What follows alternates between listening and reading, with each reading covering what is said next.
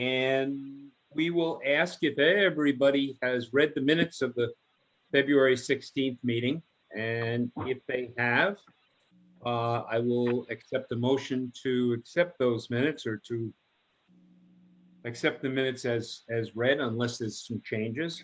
Motion to accept the minutes is read. Okay, and do I have a second? Seconded. Ken Leggett. Okay, Ken. And all in favor? Aye. Aye. Aye. Anyone opposed? Okay, that's been passed. And we will move on to the portfolio review. Okay, I'll handle that. Thank you. It looks as though we've got a pretty clean report this month. There's one client who's 1 month in arrears, and we've been in touch with her. And hers is one of the loans on which the SBA is making 5 months of payments in any case. So there's not a whole lot to report this month. It's good. Okay.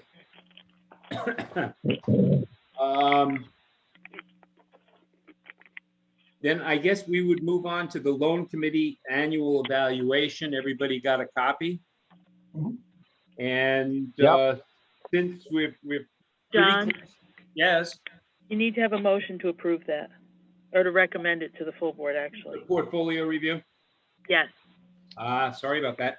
that's okay, So thank you. I will accept a motion to approve the portfolio review, the monthly loan report. So moved. Okay, Ken, and anyone second, please. Sterling, second. Fine, I have a motion and a second. All in favor? Aye. Anyone opposed? Okay, that's been approved. And now we will move on to the annual evaluation. Everybody should have a copy of it.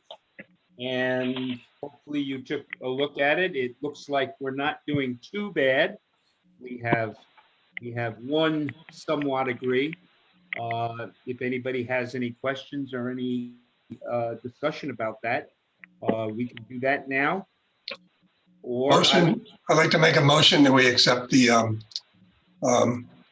annual valuation. Okay, and do I have a second for that?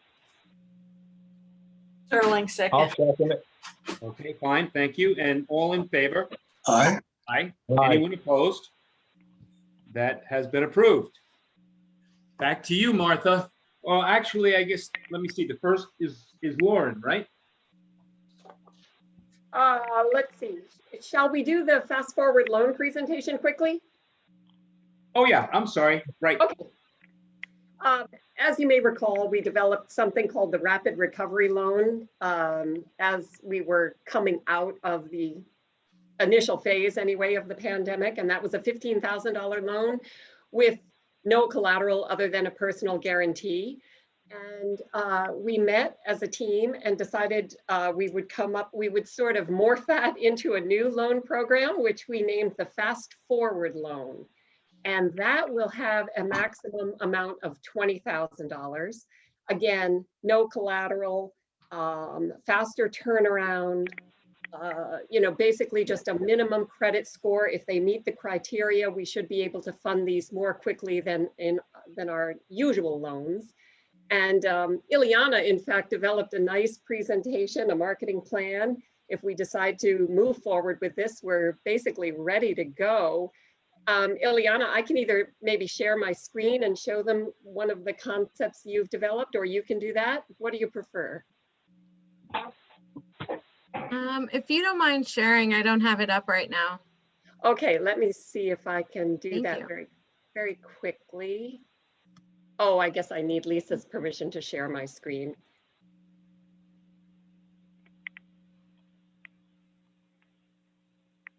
Let's see.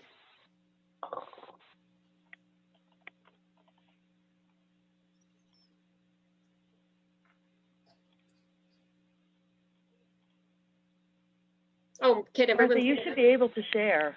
Yeah, can everyone see it? No, we still see you. Uh-oh.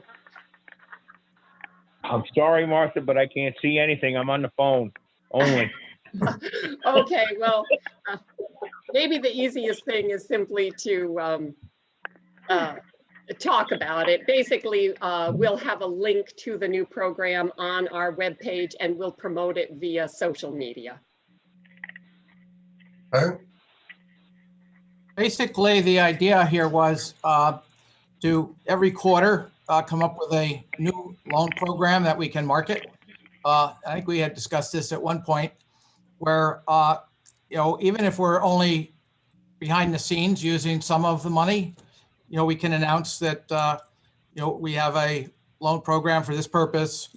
3 to 6 months from now, we could announce one for small manufacturing, for energy improvements, so that we're not just marketing the run of the mill, come and get a loan here. And so it might, Martha and Ileana and Lauren and I discussed the idea that this may open us up to people who don't think that we're a place where they could get a loan by trying to, and it's not going to impact our ability to make loans generally as we have been over time. It's more of a marketing Okay. approach. Sounds good. You don't need any action on this, right? You're just presenting it? Well, I think the question is, we had received approval of the rapid recovery loan because, you're delegating to us, if you will, the approval of these loans based on the parameters that you're approving. Since it's under $25,000, it would be, this committee's jurisdiction. We'll certainly report any loan that we make under this program to you. And we'll reevaluate it at the end of 3 months. The question for the committee is, because it is an extension of what we were doing, although it's a higher amount, do you think it's appropriate that we wait till next Tuesday's board meeting, either for visibility or information or for approval on the recommendation of the committee? Before we go on, let me just ask something. The Rapid Recovery Program, how many loans did we give in under that title? I believe it was a total of 7. Okay. So do you foresee this being as successful, if not more successful, since it's more money? I think it will be as successful anyway. The one interesting aspect of our portfolio is that based on the amount we lend and the amount that's paid back, and based on the fact that several CEDC loans were paid back in full where they had outstanding balances, we're at a level amount of loans from year to year, from 2019 to 2020. And, we have budgeted interest that would necessitate us to put between the 2 loan programs, $300,000 to $350,000 on the street. And I think we could put a cap on this that, it's for $125,000 or something. And also we found that with the rapid recovery loans, not everyone took the full 15. We did do some that were lower. So I think we're happy to put a cap on it for the concerns that I feel you're addressing with respect. Could this be a rush of the bank, so to speak? Yeah, well, I'm concerned a little bit only because it's a no collateral loan, and if all of a sudden we start seeing defaults on that could be a bit of a problem. Martha, what if we went back to 15,000? We could do that, or we could just put a blanket lien on the business assets, even if we're not in first position, just so we have some. Yeah, I'm not asking that you change the program. I think that from a marketing standpoint, it's good to come up with something new every 3 to 6 months. I'm sure the banks do that too. They'll change a name of something and try to sell it.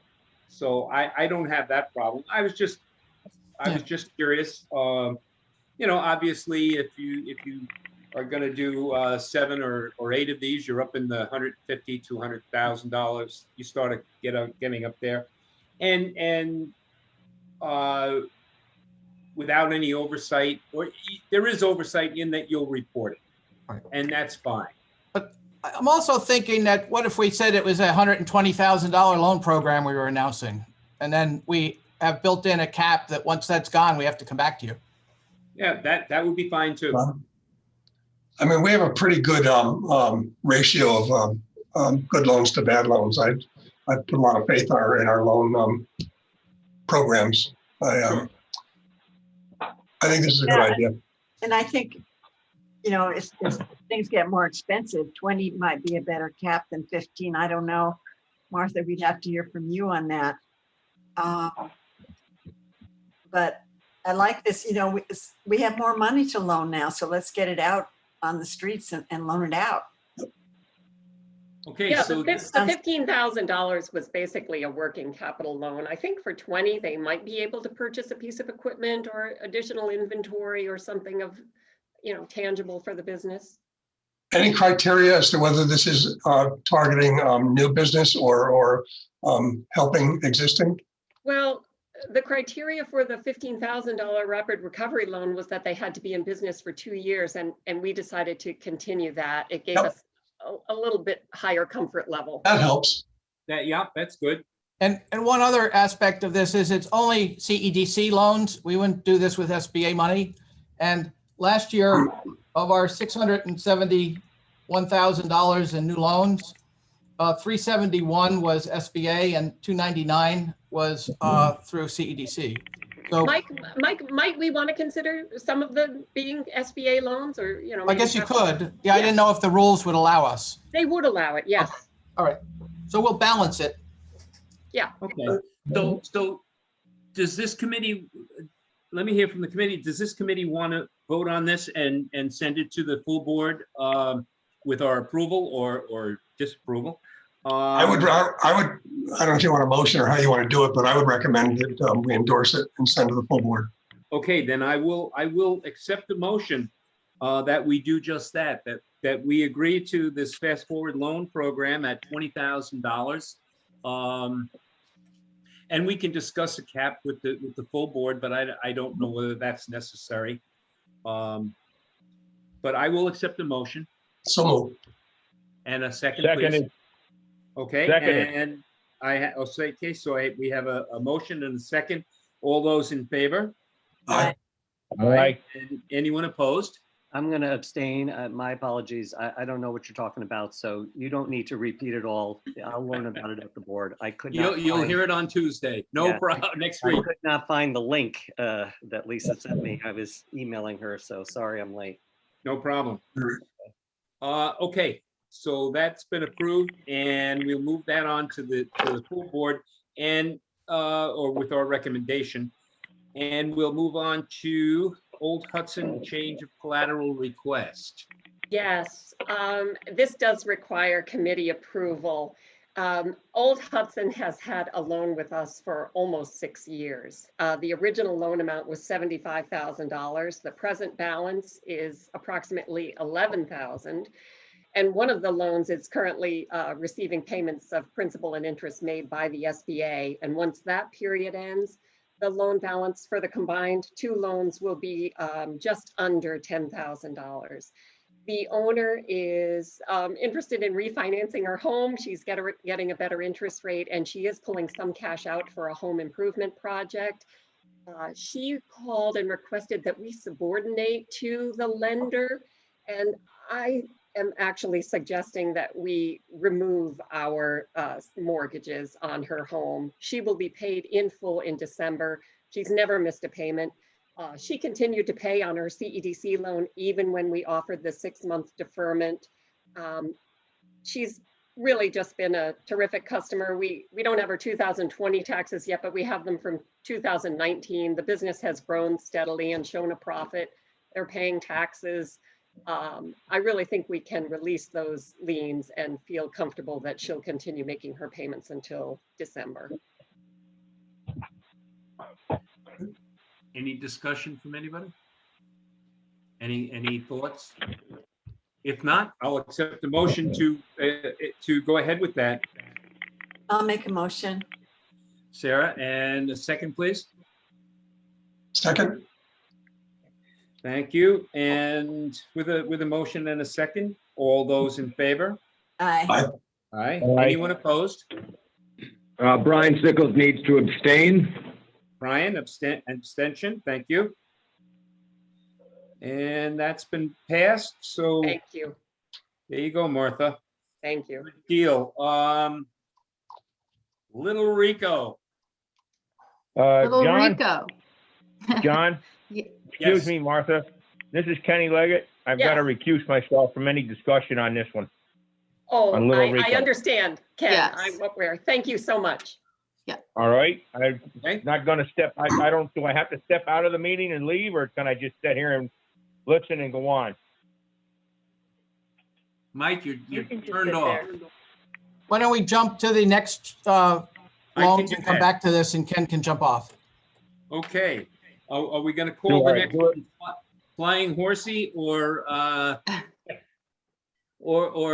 Cafe Mutton? I'm not sure which is better. Yeah, we're gonna call it Cafe Mutton. Okay. Yeah. So this is Shayna Lowe, and she had already set up an LLC called Flying Horsey Fruitcake Co. She is getting her DBA as Cafe Mutton.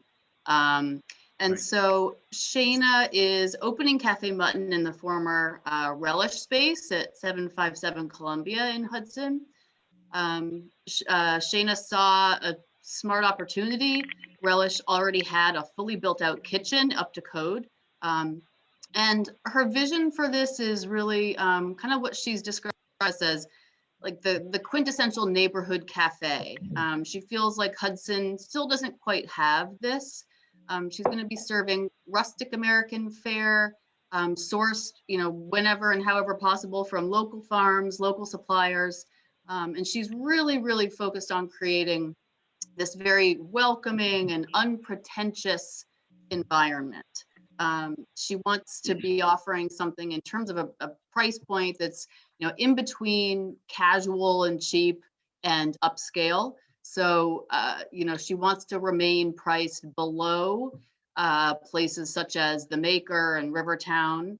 But she wants to be able to pay her staff a living wage. She feels, she's very, very firm and passionate about that. Shayna plans to open May 1st, just starting with takeout, breakfast and lunch. And then she's gonna transition into also offering dinner service in July, when she feels as if, a lot more folks will have been vaccinated, people will be more comfortable kind of dining out. She is applying for and expects to get a full liquor license as well. And a little bit just about Shayna, about Ms. Lowe. She's currently the executive chef at Bartlett House in Ghent. Before that, she was a sous chef at Fish and Game. She, before relocating to Hudson, spent a lot of time in New York working at a couple of the most critically acclaimed restaurants there, Prune and 11 Madison Park. So she's got great experience. We feel really good about her, in terms of the finances. We feel good about her projections. We feel confident that, based on her credit, her other monthly obligations, which are somewhat minimal, a $35,000 loan, which is what she's asking for, will be manageable for her. And over 3 years, she'll be creating 6 new full-time jobs, possibly more, depending on how she does. The business is, of course, 100% female-owned. She knows how to run a profitable kitchen.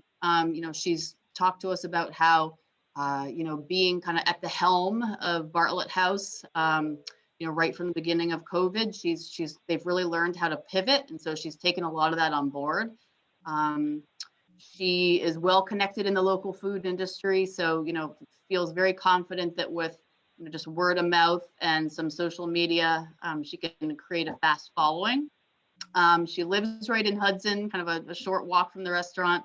And one of the other things we like is that She's created a very, very simple and focused menu, which we know will help her kind of keep the food costs down, keep them manageable each month. So we feel good about this one and would invite any comments. Yeah, I have a few. And I'll just sort of go through them and just take my term in a consolidated way. It would be nice in the future when we're doing these kinds of things if we could see the menu, because, you know, every lender engagement that I've ever been in is that's the bread and butter. Let me see the menu. Let me see what you're offering. We did that with the other folks who were buying in the southern part of the county, and to see the price point. So I'm not making my evaluation here contingent upon that, but it would be helpful, at least for me. The other question I had is whether she has told the Bartlett, I guess she's leaving the Bartlett house, so she's leaving a guaranteed salary, and do they know that? Yes, she has communicated that with them, yes. Okay. And Right. they may actually even be part of her, kind of her food supply. You know, she may be getting bread from them. Okay.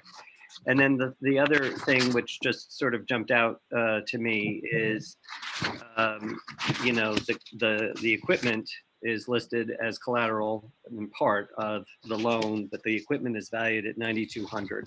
So again, I just bring that up for everybody's consideration, that this is, you know, we always throw in, you know, the business assets and equipment, but, you know, the loan is, you know, 3 times that or so, 4 times that. So the last point I want to make is that there doesn't seem, again, I don't mean to be a pain in the ass, but there doesn't seem to be a kind of an easily understandable consistency in these numbers when I spend the time to look at them, because when I look at the annual projections and I look at the cash flow projections, it talks about payroll expenses, human resource expenses at about $7,500 a month. And she has put in her budget that she wants $23,000 to cover 2 months of payroll. So that's just, you know, I like to try to jive those. It's more like 3 to 4 months of payroll, I guess, or she's having a payroll that's estimated at more at $12,000 a month. And if that's the case, then the projections seem a little off. It may be, she had developed projections before she came to us, and we also had some questions and had her work with one of our consultants.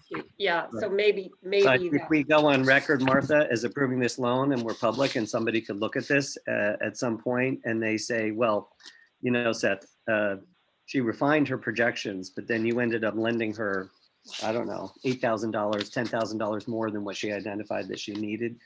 Maybe there's an opportunity to kind of back and forth and make it work. Yeah, I think we can make that happen before the full board meets. Okay. And we do have a copy of our menu. We did get it at the 11th hour, so we can submit that when we go, before we go to the full board as well. Other than those smaller points, obviously she's a person in food services and she knows what she's doing, and, you know, I don't know, it seems pretty straightforward to me. Yeah, I also had a couple of reservations, nothing serious, and certainly I'm not in that business. I've had some experience, but looking at the numbers that, you know, the sales projections seem. I'm not sure I understand. Whoops, sorry about that. The sales projections seem a little high. Looking at the size of the building, and that 3/5 of the building is going to be there for tables. Well, that's only 660 square feet. And that makes it a little bit tight, not going to be a whole lot of tables. They're going to have to do an awful lot of turning of those tables. And there was something else that I'll figure it out later. I wrote down a bunch of stuff, but hey, you know, she's in the business. She probably knows what she's doing more than I do. And I'm certainly not going to tell her how to do a business. It's not up to me. I don't have a problem with this.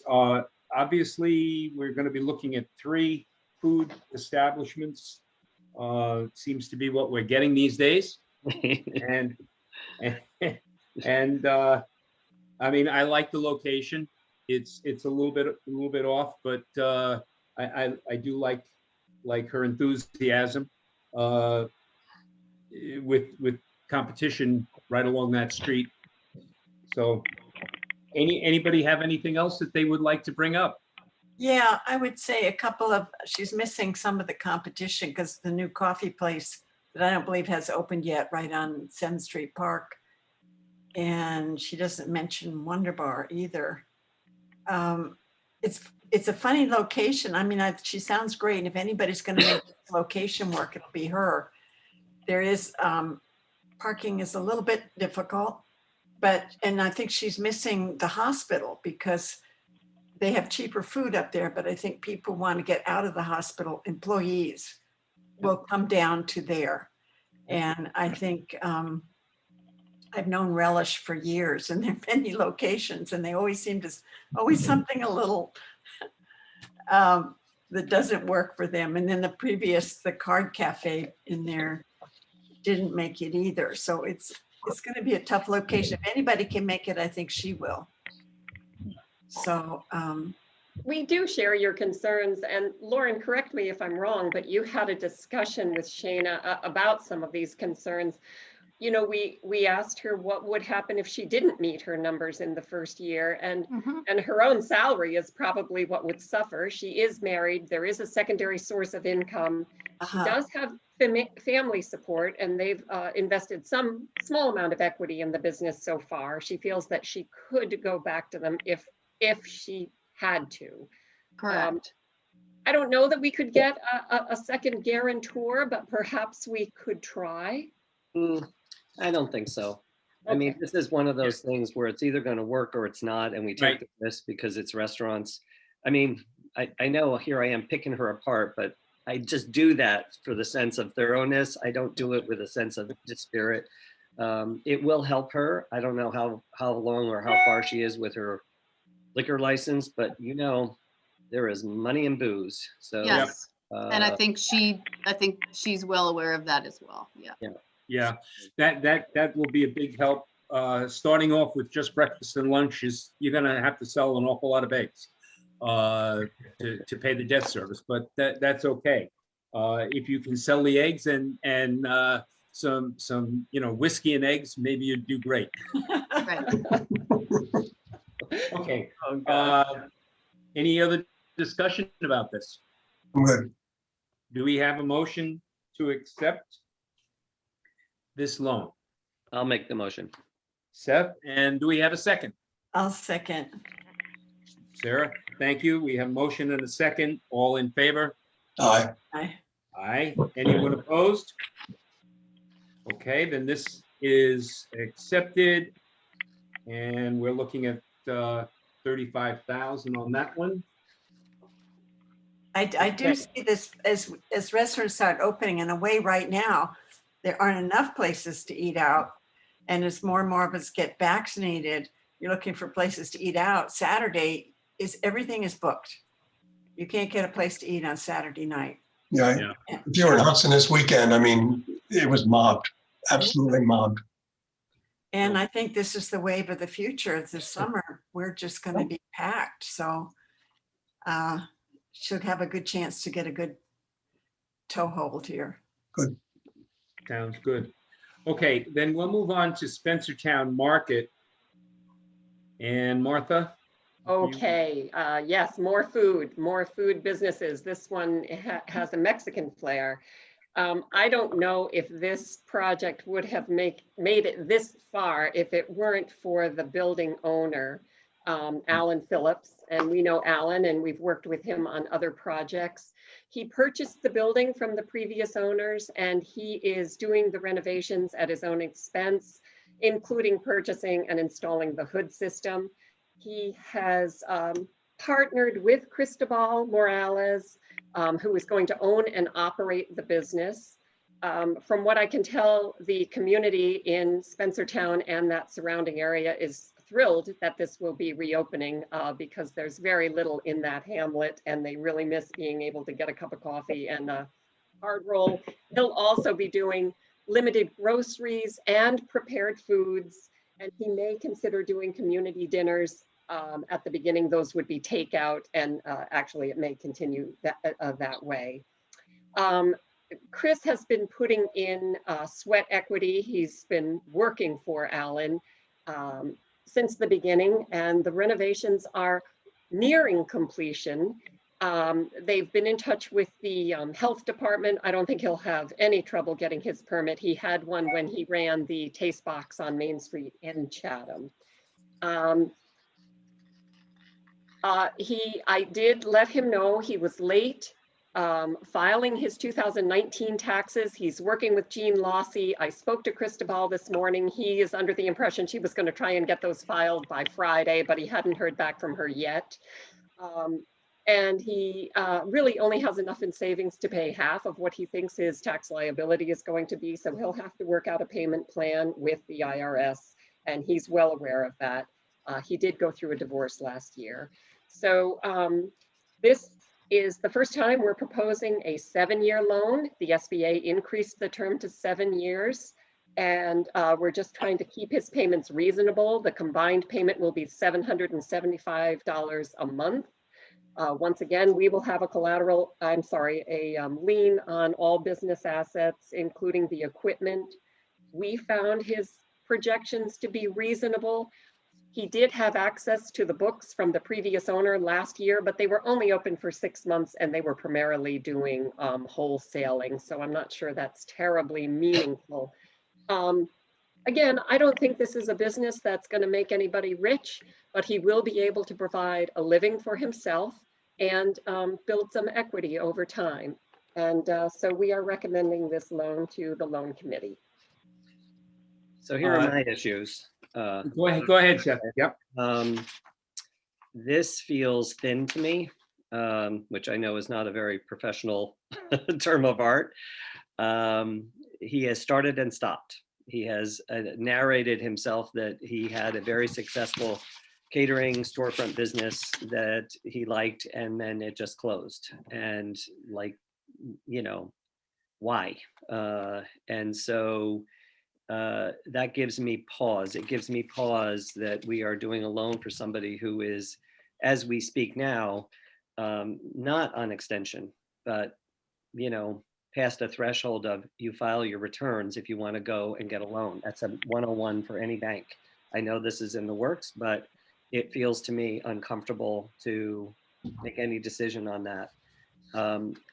You know, I have some familiarity with the area, and I know that store, and it's start and stop and start and stop. And I understand that there is this nexus in Spencertown who likes to go and get a place for a cup of coffee. However, I'm not sure that community is that committed to kind of creating a viable business. I also did some calling around, and, you know, with no disrespect to this gentleman, the reviews were mixed. Some people like his food and other people found it whatever. So my thing about working forward and trying to propose something forward is I would be interested to kind of lend support to this once he is clear that he has filed his returns and he knows what that payment is. Otherwise, we're on a fool's errand, and what his obligation is going to be. And the other, frankly, is that I understand from what you're saying, Martha, is that he's got a good relationship, or we have a history with Alan Phillips. I'd like to see Alan Phillips' guarantee on this. Because if he's buying the building, if he's putting the money in, and he's got an operator, then, you know, he's not taking out of pocket this $50,000, but then he might want to stand behind him. Alan Phillips may well be willing to sign a personal guarantee. I don't know for sure. Originally, he was going to own the business and hire Chris. That was the original plan. Okay.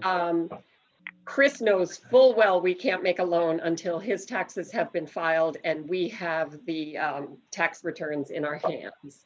I agree with you that business has started and stopped and started and stopped. Cristobal closed the taste box after the 3-year lease ran out, and he really, he was trying to run it himself. He really was trying to run it without employees, and that just wasn't successful. He claims he has 2 people now who are ready and willing to start work once he opens this business. I hope that is the case. I can find out about that personal guarantee. Well, those are my reactions. I mean, I kind of work from a place of wanting to be kind of saying yes more than no, but trying to kind of see if there's a way to tweak it that makes a little extra sense, because just sort of the feel I get is like, he's maybe a lovely man, but he started and he stopped. And if he stops, this is not a $25,000, it's a $50,000 loan. Yeah. And if he decides that it's just not working and he's not feeling it and he's got a divorce and he wants to go and live someplace else and he's got a tax liability that the IRS comes in and says, we're going to want this amount. I don't know. I mean, Jean Lossie's great and she does, her magic, but I don't know. It seems just a little more traction here if Alan steps in. I'm kind of with Seth on that too. I'd rather see this reevaluated once the tax problem is resolved. And my impression was that, Alan Phillips' name came up a couple of times in this, and yet he's, it's his building now, but he has no part of this loan. So, why bring up the owner of the building, except for goodwill? And I would feel much more comfortable if he was to sign a personal guarantee. The one thing I did appreciate, sort of, was the objective. His objective started off, I want to build a thriving business that provides me with a steady income, which I really appreciate, because I see so many of these proposals, and nobody says that they're in business because they want to make money. And they all tell you about how they want to save the world and be great neighbors, and they want to have sustainable this and that. But nobody says, hey, I'm in business because I want to make money. So I appreciated that. What I was a little bit, I thought it was a little thin that the steady income he was looking for was only $20,000 to $30,000 a year. That, I would think that most people would look for a little bit more than that, but that's okay. Yeah, you can't hope to sell your art either. That's Yeah, well, right. It seems like he's I know that one. struggling to find a place for himself, which is fair. Yep. But this is also business to some extent. It's community, but it's business too. The Sure. other idea that I have is that if Alan doesn't feel comfortable signing a personal guarantee, okay, that says something. Yes, it does. Okay. And if that's the case, again, in the brainstorming of what else is, then will Alan be willing to, will Alan be willing to, hold on a second. Will Alan be willing to pledge the property? Let us take a mortgage on the property. If he doesn't want to personally guarantee it, there must be some way to do that he is able to legally. I'll let Andy weighed in, because there's a divide there between who's the borrower and what's the collateral, but there must be some way to tie it together so that there is legal substance to allowing the property to be pledged for a $50,000 mortgage. Do you want to weigh in on that, Andy? Yeah, I mean, I think probably the personal guarantee would be the typical route that we would see. Yeah. Otherwise, if he's pledging the property, then he's really going to be on the loan. Yeah. Right. Okay. That becomes a bit more complicated. Certainly, he could be a guarantor, however. Okay, so let me propose this. Let me ask if we should vote on this with the proviso that we have the tax returns and Alan is willing to personally guarantee, or do we just put it off until we have that information? Can we table this? We can table it, right? We can table it, and I could try and get that information in time for the full board meeting next week. I mean, Okay. here's, you know, Mr. Critical here now is saying, here's how I feel about it. If you can get those pieces in place, I'm willing to give this guy support. Because if those pieces are in place, that means a lot. It carries the day. And I only say that with no disrespect to Dave, what you said is only because I'm guessing he wants to get on with it. I don't know. I don't know if time is of the essence for him. So you're suggesting that you recommend it with those two conditions? Yeah, I would be okay with that. But if those things don't happen, I wouldn't, if those don't happen, I wouldn't even move it to the full board. And the two conditions are, the one is the cosign of the loan and the other are the taxes. Personal guarantee of the loan. personal guarantee of the other person and that he has his tax returns filed. He's way overdue it for 2019. But what if the fines for the overdue tax returns are enormous and changes the whole Well, perspective? yeah, you're right. I don't know. You're I don't right. have an answer. You're right. I don't know how much his taxes are. I don't know. You're right. I don't know. Well, I've been quiet on this so far, but I think maybe we should push this off until next month and get everything straightened out, make sure all the I's are dotted and the T's are crossed right. That'd be my opinion on that one. All right? Can he wait a month? Could we not just bring this up again at the full board next week if we are able to dot those i's and cross those t's? Sure, I'm good with that. Yeah. Because I guess they want to open May 1st, April 1st. I mean, this is the deadline here, Martha, that you're advocating for. They are hoping to open, I believe, in May. But it would be helpful if they had if they knew that they had this money, guaranteed. Well, I could go along with the fact that if you get everything lined up, Martha, for next Tuesday, we bring it up at the full board meeting.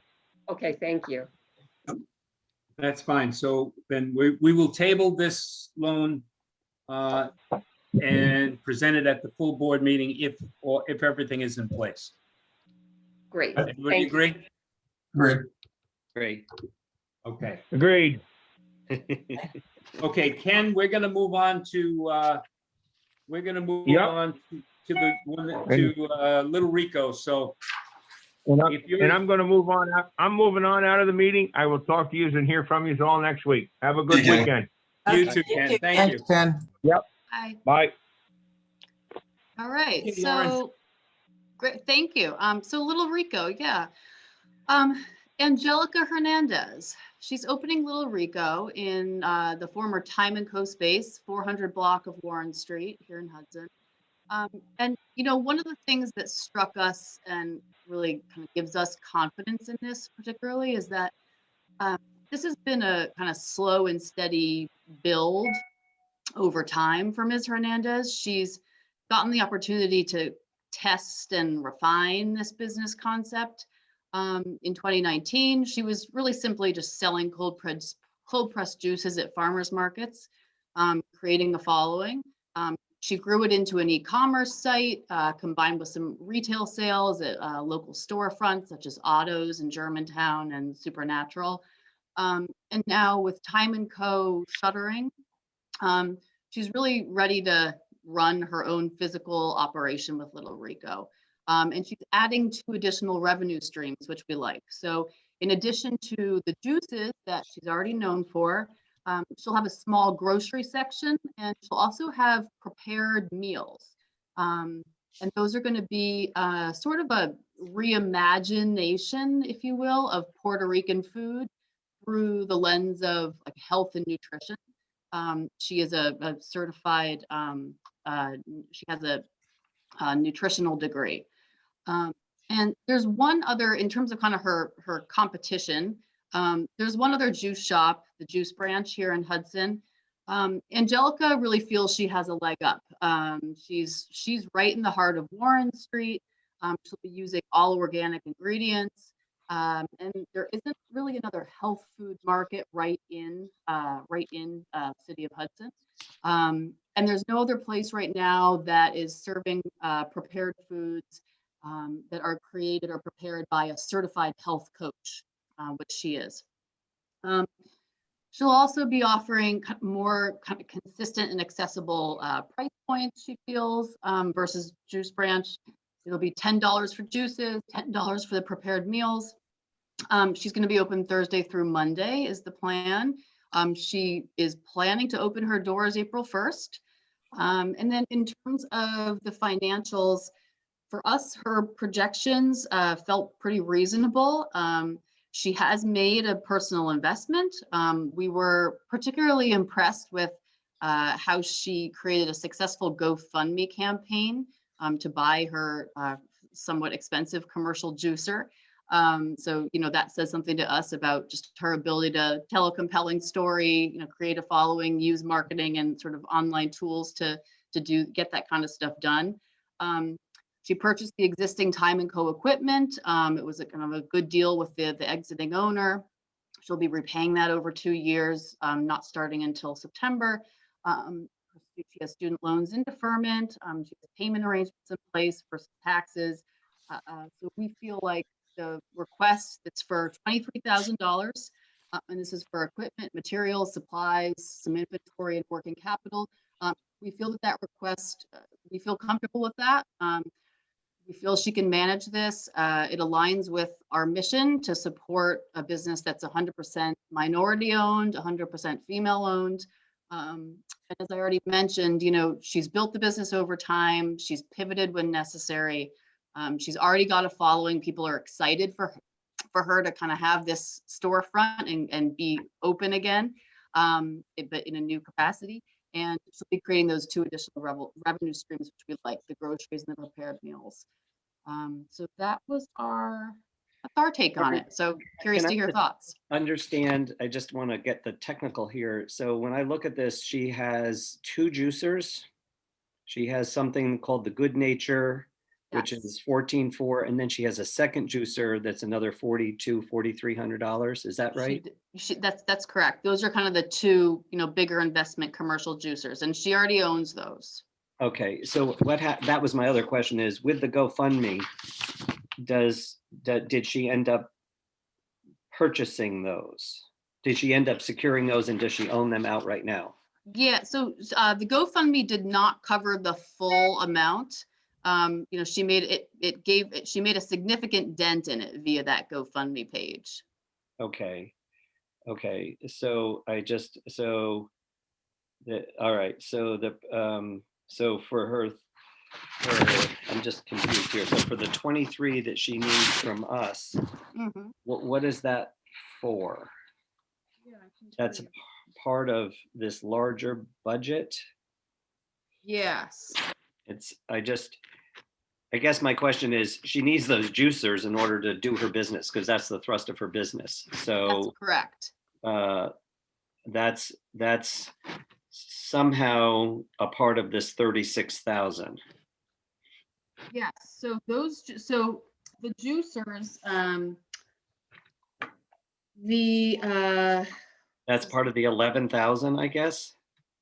Is that what I'm understanding? Yes, but that more expensive juicer, she's already in possession of that. Right, but in terms of the budget, she's got, again, I'm just drilling on this detail. She's got $19,000 for those 2 juicers. Right. And then she says that she has a personal equipment and hardware, 11,000. So how much did she raise in the GoFundMe, whatever it's called? GoFundMe. We can get you that exact amount. I'm just trying to make sense of it. That's all. It's not. Yeah. It's not. The 11,000 that's included in the startup costs and as part of what she's looking for help with from us. That will be her Square for the Square checkout register. I see. That's other equipment. That's not even the juicers. That's right. And I believe she owns those juicers outright. Well, that was the inelegantly, that was the question I was trying to get. This is the core of her business, her product. And where are we with that? Does she own those? Because that doesn't appear, that 18,000, 19,000 doesn't appear to be a part of this budget. Yeah, she already owns those. She's in possession of those. And should she have a payment on those? No. No. Okay, so she's accomplished that, in other words. Yes, she has. She took her key equipment and she got it. Correct. Okay, all right, well, that's helpful to know. Because Yes. she doesn't have a lot of money. She's tight with the money, so. Yep. The first juicer she bought years ago, and she could travel with it to farmers markets. She did 5 farmers markets in a summer. Okay. I follow her on social media with her little Rico, and she's one very aggressive young lady. Is she? Is she? Does she appear to kind of know what she's doing? Yeah, I think she has a mentor too. The gal that owns Poor Devil Hot Sauce Company, whatever it is, who's a pretty big operation now, lives just up the street from her. I live on the same street as both of these, and I sort of know both of them. This girl here, I've met her once, but she has a mentor in these other people, and I think she's following their business model with the local markets and the her whole operation. She's pretty sharp. Lauren. She struck I us have as very sharp too. I have a question about, okay, she's adding the 2 new revenue streams, which is fine. Is she going to be able to continue the e-commerce part of the business? And also, is she going to continue going to the farmers markets, or are we going to lose those 2? You know, I'm not sure she'll still be going to the farmers markets. We can check with her on that. She hasn't been explicit about that. She will still have the website as part of, Little Rico's presence. Yes, it'll be, you can visit on the street, or she will also have her site. Now, I know in her proposal, she said that on the website you can pre-order and pick up at the store. Yes. Does she also sell online where she ships out? I does she believe have I believe she does, or she may try to do more of that. It's really has been more local for her. The website indicates that you can order online, but I don't know if that's shipping. I don't think you'd want to ship, keeping reservations separate. Yeah. I mean, it's a relevant question, John, because if you look at her projections all along, at least 2/3 of her revenue is not from the juice. Right. And so that's, I think her hook is like these juices, right? And the nutritional value, but it's also clear that the premise of the business is selling other goods. That's right. I don't know the other juice company in Hudson, but I do know this one down in Red Hook that's really well attended. Every time you go past the place, it's packed. And I want to say the name of it is Bliss, but I'm not sure. And I'm sure that there is definitely a calling. There will be a clientele. I don't really have much else to. Where is the juice branch? The juice branch is on Upper Columbia Street. Oh. It's right next to where that Golden Harvest. It's sort of like a pizza place. Yeah. Oh yeah. Okay. Right. Yeah. Okay. Well, I will say, in just with her P&L projections, she doesn't have shipping costs. So I think your question as to whether she didn't have shipping, she didn't have right. taxes, she didn't have supplies. Yeah, I noticed that. Yeah. And the other thing is looking at her revenue projections of 262,000, and looking at her debt service based, on what she would owe us and the rent and some of her other things, what she owes the IRS and so on. She's gonna, she's gonna be struggling, but hopefully she'll do okay. What's her housing expense? It's about 900 a month she rents. Right, so she's got a minimum of $2,000 a month going out. Oh, yeah, Just to I was cover. up to almost, 21 or a little over 2,100, and that's without housing. Yeah. That's, Yeah, I was just focused on her personal yeah, debt. Yeah, I think you're right. It's gonna be tight. it is. It is. There, just like selling a lot of eggs, she's gonna have to sell a lot of Scoobies. Who She's knew? been working toward this for years. I've been working with her for probably 2.5 years. She did enroll in the micro business seminar series the year before last, and she ended up not being able to complete it. She ended up having to go home. Her mother was ill for a number of months, but she was a terrific participant and really willing to share her experiences with the class. Gladly worked with Brian Zweig to finalize this business plan. She went from the farmers markets to an online business. For about 6 months. She operated out of Farmer and Son down on Front Street. And then this opportunity came along. I think she's been working toward this for so Right. long and so hard that I guess I have the faith that she's going to make this work. She's entrepreneurial is part of what She you're saying. is. And, it's like, back to what Dave said, I mean, she completed this class, she got her certification for a health coach, she's gotten a degree from Queens College. I mean, Yeah. She's a worker. she's Oh, yeah. Yes. Yeah. a worker. So I hope that she's not having to pick up her ex-husband's IRS debt. That would be really annoying. I hope that's not what that's about, because that's just annoying, but whatever. Yeah, that looks like if you sign on to something, I guess you're obligated to the debt. Yeah, and I think that we do that with her character is that, she gets it done. She does what she needs to do to, get there. Okay, so if there is no more discussion, I will entertain a motion. I'll make that motion. And a second, please.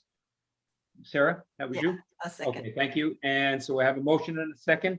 All in favor? I'll show. Aye. Anyone opposed? Okay, Lauren, you're all set. You're on the hook now. I am on the hook, Yeah. but you'll all be drinking wonderful, nutritious juices all summer. You're gonna love it. Oh, yeah, okay. We have to have one So we criteria. finally When we get- finally do get back together and meet in the boardroom, we all have to have a container of the juice brand. Yeah, And we have juice. so many clients who could do the catering that, There we go. so many options. I was talking with Martha and Lauren about a restaurant owner in Troy who decided to donate all of the proceeds of a dinner that he put on for someone that was hurt in a fire. And it was every dinner was the same, but he did 1,100 dinners and he raised $16,000. So when you talk about how many eggs you have to cook to meet these loan payments, it's not lost on how tough a business restaurants are. It is hard work. Okay, so that brings us down to the agenda item number 9, which is public comment. Do we have anyone from the public online? Not hearing anybody from the public, I will entertain a motion to go home, close the meeting and go home. I'll make a motion. second. And a second, please. Thank you. All in favor? Aye. Bye. Aye. See you later. Hi. Thank you, Bye. everyone. Thank you very much. Thank you, Everybody. guys. See everybody.